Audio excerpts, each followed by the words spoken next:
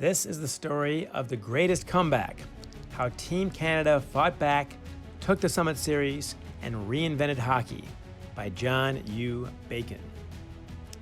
Team Canada opened the Summit Series as one of the most heavily favored teams not merely in the history of hockey, but in the history of sports. Everybody expected the greatest hockey team ever assembled to crush the untested Soviets 8-0.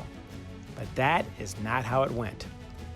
For decades, the Canadian supremacy over the sport they had invented was so complete that they could send their best amateur teams to the Olympics and World Championships and win all but 3 of the sport's first 18 international gold medals.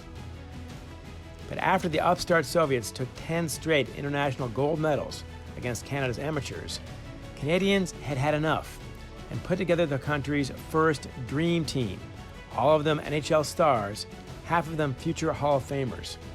It was easily the most talented team ever assembled in the history of hockey. But the Soviets were a mystery. Team Canada's starting goalie, Hall of Famer Ken Dryden, said, "All those years, we really had no idea what the Soviets had been up to. But we'd find out soon enough, and by the time we did, it was almost too late." On Saturday, September 2nd, 1972, in front of a standing room only crowd at the Montreal Forum, the Soviets humiliated Team Canada, and really the nation itself, with a 7-3 drubbing as shocking as it was complete. The headlines were apoplectic. The Globe and Mail announced, "Canada mourns hockey myth." The Soviets proved the first game was no fluke by winning 3 of the first 5 games against only 1 tie and 1 loss.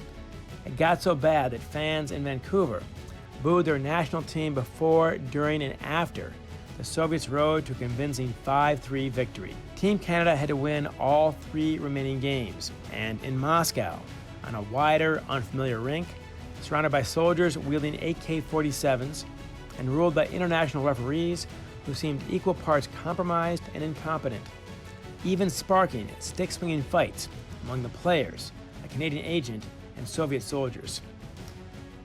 The Canadians had to do all this while cutting through years of hatred and distrust with each other and become a real team almost overnight, and then figure out how to stop a Soviet team that employed revolutionary strategies that they had never seen before. This forced the Canadians to concoct a new hybrid style of hockey in just a few weeks, one that would transform the sport forever. Amazingly, Team Canada did all these things to win each of the 3 remaining games by a single goal.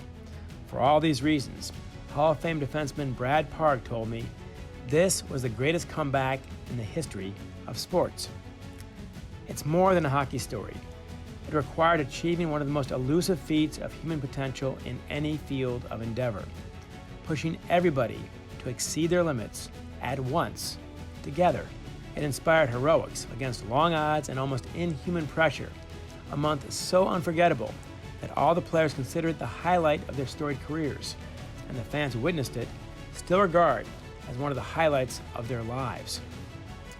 Wayne Gretzky himself said, "I remember it like it was yesterday."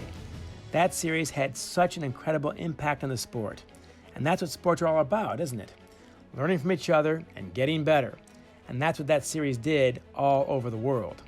It was so special, the greatest hockey ever played in my mind. Blood and sweat, man. Blood and sweat.